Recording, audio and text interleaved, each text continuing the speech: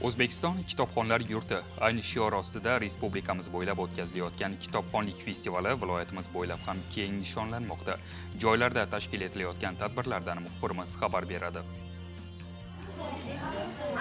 Mutolaa xoslar mashg'uloti yuksak tafakkur egalarigina kitobning haqiqiy mo'jiza ekanini teran his eta oladi. Bugun jamiyatda ana shunday tafakkur sohiblari safini kengaytirish dolzarb ahamiyat kasb etmoqda. Angor tumani bo'ylab o'tkazilayotgan kitobxonlik festivallarida ham bu jihatlarga alohida e'tibor qaratilmoqda. Axborot kutubxona markazida tashkil etilgan tadbirda tuman hokimi va boshqa tegishli tashkilot muassasalar xodimlari, kutubxonachilar va o'quvchi yoshlar ishtirok etishdi. Unda so'z olganlar kishilarni, ayniqsa yosh avlodni kitobga qiziqtirish, u bilan do'stlashishga o'rgatish lozimligini alohida ta'kidlashdi. Kitobning inson ma'naviyati va bilim olishda tutgan o'rni haqida so'z bordi.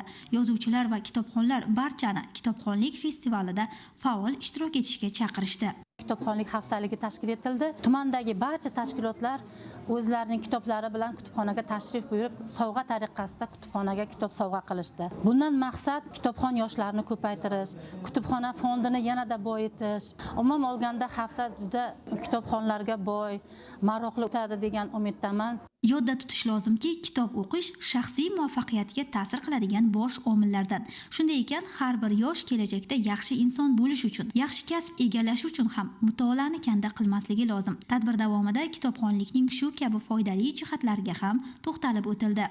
Bu aksiyada tumanimizdagi barcha tashkilotlar ishtirok etishdi. Kutubxonamizga men o'zim ham bo'sh vaqtlarimda kelib, badiiy adabiyotlarni o'qiyman. O'zim qiziqib o'qigan kitoblardan 20 dan ortiq badiiy adabiyotlarni bu aksiyada ishtirok etish uchun kutubxonaga taqdim qildim.